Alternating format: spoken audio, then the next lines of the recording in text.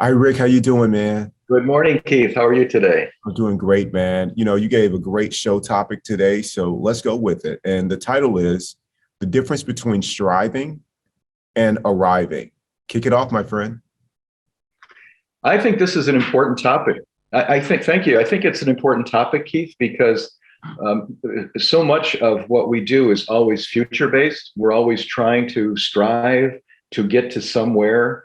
And that causes us, I think, a little myopia. We tend to forget all of the great stuff that we've already achieved and all of the wonderful things that we're actually experiencing in our lives right now. So when I think of striving, I think of tension, anxiety, go, go, go, multitasking, always on. And the drawback to all of that is you miss the present moments. You miss being present for things that you aren't really registering as important because you're so focused on the future. So the difference for me between striving and arriving is the notion that arriving is already here. You're already here. Now look around and see what joy there is in your life. And you can start with your eyesight.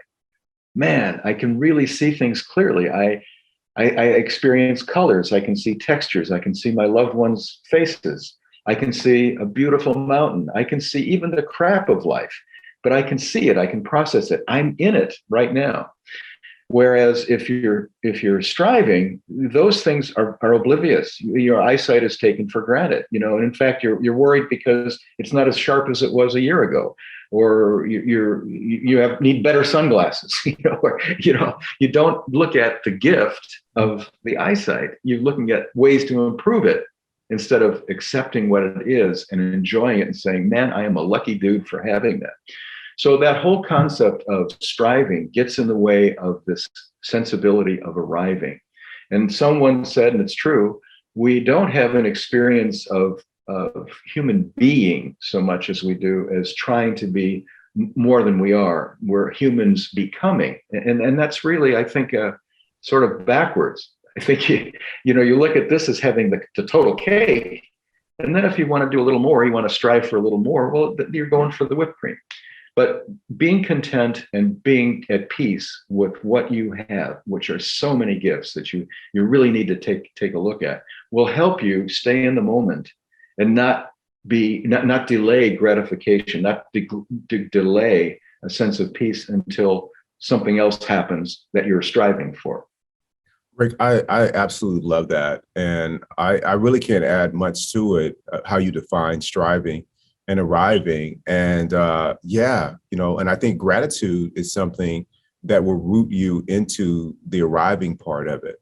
And yeah, my much of my life, man, before meeting you, was totally, directed toward, an achievement orientation. And that started to change when I met you. And then it really picked up steam about 6.5, 7 years ago, when we both started working, and I joined you on the journey, and then we designed a practice, man. That's when it really started taking on. And I really started to create that space so that I could really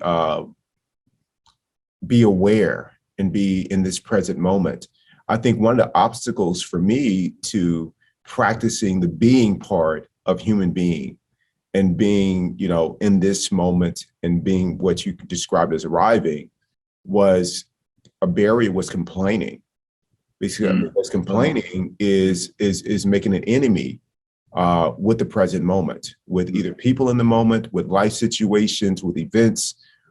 All of that is the exact opposite of being grateful, of arriving. And so once I made a choice that I was going to be focused on, of many things, but really be focused on the voice in my head that is constantly complaining. And once it would complain, I wouldn't suppress it, but I would just notice it and I would just let it go. And as Yep. it would go, what would fill the space would be gratitude and peacefulness. And I enjoyed that a lot more. And also what helped was I got to the point to where I worked on not commenting on everything. Like everything that happens, I got to comment. I see a flower, I got to name the flower. And I think there's a place for that. I mean, if you're a botanist, I guess you need to know the scientific name of that lily, or you can just appreciate the lily. That's it. And you just have a really, when we've gone on hikes and we've gone places, you just put your hand on my shoulder a little bit, ask me to pause, and just say, just take it in, without naming any of it, man, and just being rooted in that moment. It's beautiful, man. All those years, I know it may seem like I wasn't listening because I was like, let's get down the steep run and get back in the lift line before everybody else comes. But I was listening, man. It took a little bit for me to get here, but I got here, and I'm staying here. I'm staying in the being part of human. And it is a beautiful place, man. It is really. And I've had to do it with every new endeavor that I've taken on. So, for example, right now, grad school, I'm there, and at Mayo Clinic, we're receiving a lot of opportunities to expand the practice across, the Mayo Clinic, Arizona. And we're talking about a lot of employees, man. I'm not even ahead of myself on that, man. I'm being right here, right now, not thinking about the enormity of it, and some of my colleagues are like, this is a big deal. I'm like, it could be, or it could just be a great opportunity in which I'm going to take in stride, root myself into the practice. Well, can we do it? I may not have skills to do it in this moment, but with the practice, I will have the skills that meet the moment, and I just stay right here without getting anxious about any of it, man. I don't feel overwhelmed. I don't feel any of that. I just feel peaceful, man. And it's because I'm not striving for something.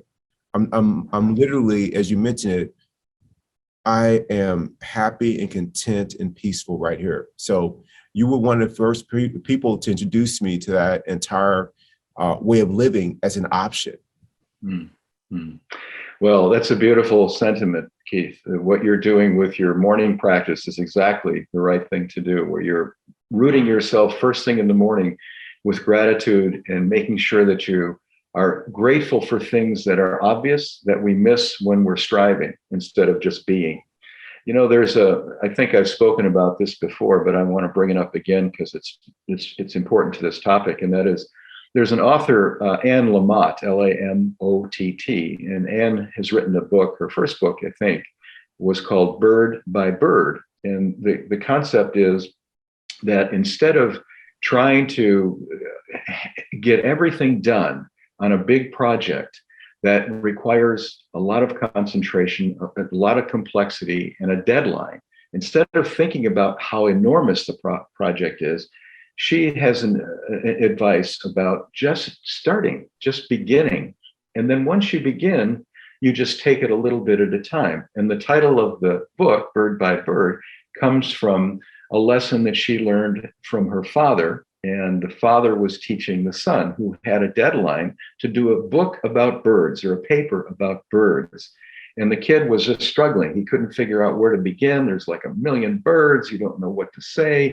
I'm looking at the encyclopedia, and the bird section's like 600 pages. And the kid's like 10 years old, and he's trying to do a paper on birds. And so dad said to him, hey, buddy, all you got to do is pick a bird and then go bird by bird.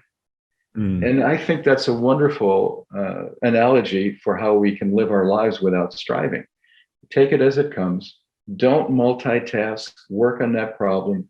Row, row, row your boat gently down the stream. Love it. I love it, Rick, man. Rick, thank you. I mean, let's end there, man. I mean, how can you top that? So, hey, I love you, Rick. I love you, Keith. It was a great, I really enjoy listening to the things that you've learned and how you're applying it, and the good that you're doing for everyone with your morning practice and your explanation about gratitude and the importance of the relation between fitness and attitude. All of that is so important and so necessary now in this very confusing time. Yes. Thank you, Rick. I appreciate the compliment, man. Thank you. I love you. I love you. Adios. Adios.